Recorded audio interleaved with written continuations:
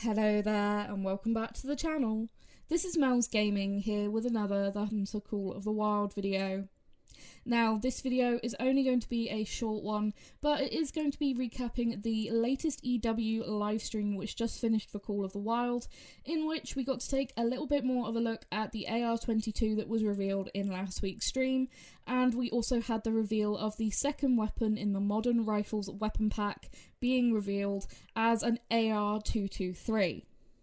So starting off, these are screenshots from that live stream, and as you can see, this is the AR-22, or one of the AR-22s that was revealed last week. And because TK was there, it meant that Jaxie Beard could have a look at these rifles in third person, and it was really nice to actually get to see them in a little bit more detail. And honestly, I really like how these look, and I'm very, very happy with them. I'm very, very interested to actually get my hands on it and see how they perform actually in-game when using them.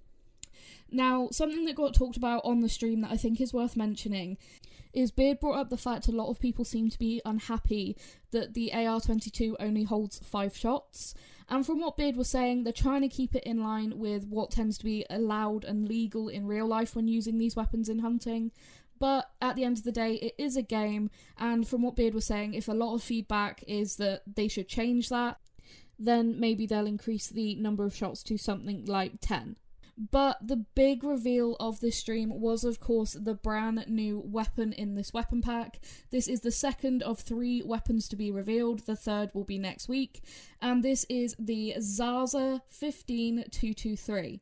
It will be a class 2 to 4 gun, and I actually really like how this gun looks and sounds. It's got quite a nice sound to it.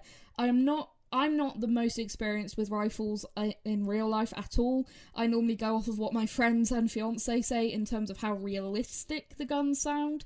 But in terms of how much of a kick this gun, it sounds like it's got a good kick to it, which I really like.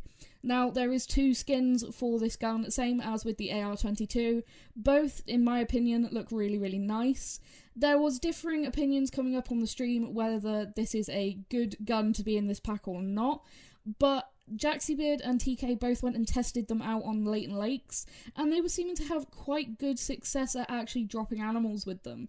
So I think this will be definitely a really interesting rifle to use. I will definitely go and test it out on things like herds of feral goats and chamois, and I think that could be where this gun really shines.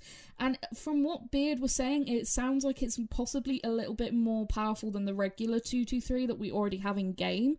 How accurate that is, I don't know. I'm just going off of what Beard said on the stream, but it will be really interesting again to get our hands on it and see what it's actually like.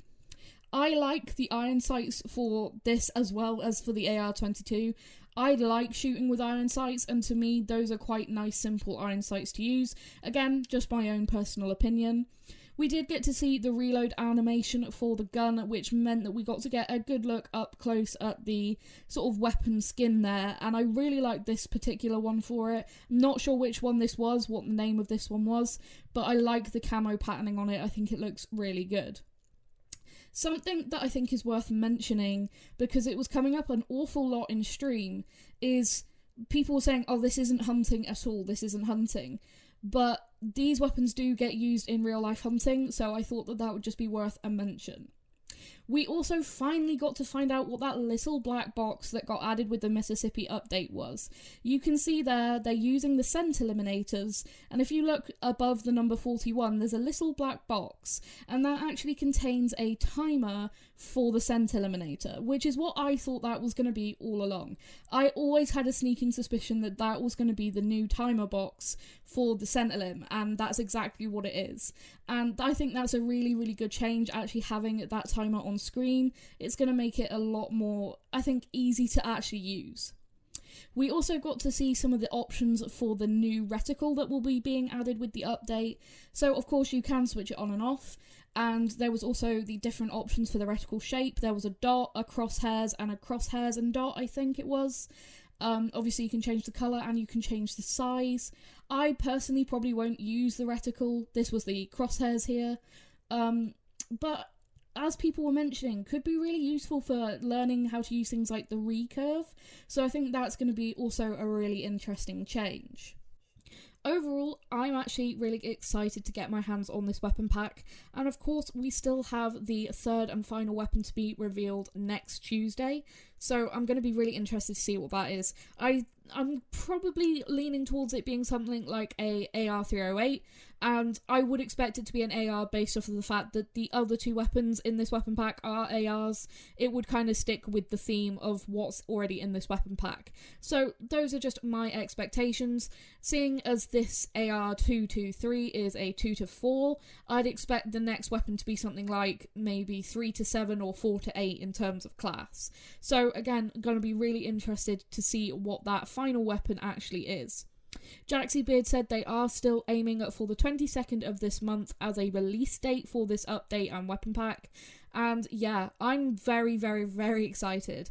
They did also mention that the official content creators will be getting their hands on these weapons a little bit earlier so that they can actually take them out, test them, make some videos on them. Now, unfortunately, I am still not an official content creator for EW, but there are some amazing content creators out there like, of course, Flinter and Scarecrow, and lots of other really amazing content creators, so do make sure to go and check out all of them. They are listed in the official Discord, and then you can see what they actually think of them when they get to test them out, and of course they'll test them out a lot more thoroughly and go and shoot a lot more animals than they can when, you know, it's on the official live stream for EW, so it'll be really interesting to see what they actually think of them actually in that play testing. I'll be really interested to see. But that is going to be it for this video, guys. Like I said, only a short one, just recapping the EW stream. And yeah, I will see you guys in the next one. Thank you so much for all your support as always. And yeah, see you next time.